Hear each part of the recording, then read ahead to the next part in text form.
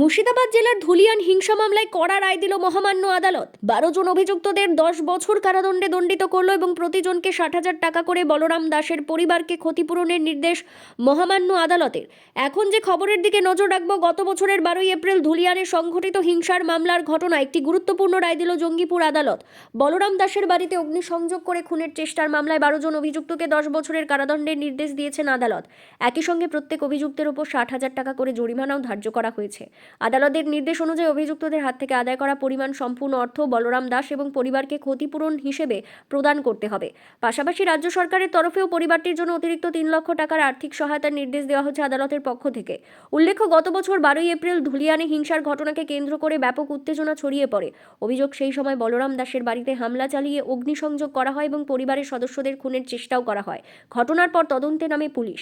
দীর্ঘ শুনানি ও সাক্ষ্য প্রমাণের ভিত্তিতে অবশেষে এই মামলায় দোষীদের বিরুদ্ধে কঠোর সাজা ঘোষণা করল জঙ্গিপুর আদালত। রায় প্রকাশ্যে আসতেই এলাকা জুড়ে শুরু হয়েছে ব্যাপক চর্চা। প্রশাসনের তরফে স্পষ্ট বার্তা দেওয়া হয়েছে, হিংসা ও আইনভঙ্গের ঘটনায় জড়িতদের বিরুদ্ধে ভবিষ্যতেও কঠোর পদক্ষেপ নেওয়া হবে। এই বিষয়ে আইনজীবী কংক্রিট মুখার্জি বিস্তারিত কি বলছেন শোনাবো আপনাদের। এই ভিডিওটি যারা দেখছেন, ভিডিওটি শেয়ার করবেন, চ্যানেলটি লাইক করবেন আর সাবস্ক্রাইব করবেন। আই লাভ মাই ইন্ডিয়া, মেরা ভারত মহান। জঙ্গিপুর থেকে আজিমুদ্দিন শেখের রিপোর্ট, আখেরিগঞ্জ নিউজ। আজ আপনারা জানেন যে গত বছর যে শামশেরগঞ্জে অ্যাট্রোসিটিসগুলো ঘটেছিল, তার মধ্যে একটা মামলা শামশেরগঞ্জ পিএস কেস নাম্বার 233/2025।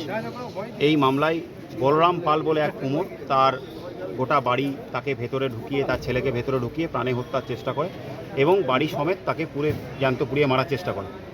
সেই তদন্তে নেমে অভিযোগ পাই, একটা নির্দিষ্ট অভিযোগ আসে এবং নির্দিষ্ট অভিযোগের ভিত্তিতে পুলিশ তদন্ত নামে এবং পুলিশ 12 জনকে অ্যারেস্ট করে। এই 12 জনের বিরুদ্ধে যথাসময়ে পুলিশ চার্জশিট দেয় এবং আমরা কাস্টাডি ট্রায়াল সম্পন্ন করি। কাস্টাডি ট্রায়াল সম্পন্ন করার পর কোর্ট ভারতীয় দণ্ডবিধির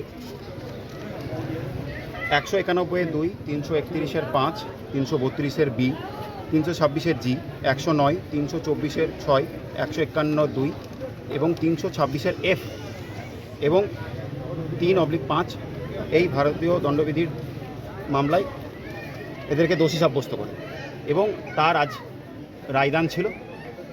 সেই রায়দান অনুযায়ী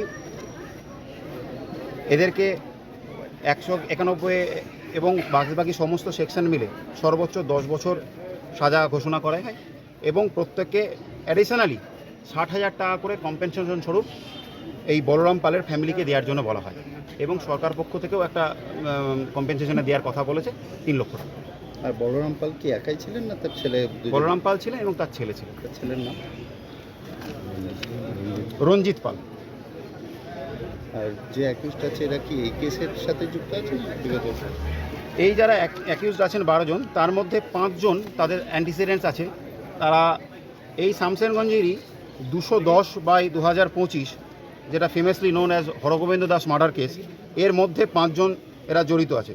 তাদের নাম হলো জিয়াউল হক, ফেকারুল শেখ, আজফারুল শেখ, মনিরুল শেখ এবং ফিটু ওরফে হজরত শেখ।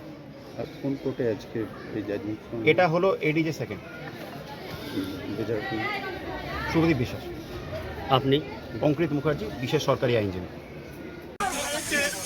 আমরা আপনাকে বারে বারে সাজা দিচ্ছি, আমরা মারার কোটি মারার কিন্তু সাজা দিয়েছে, এই জন্য আমাকে সাজা দিতে আমরা দিচ্ছি, আমরা দিচ্ছি।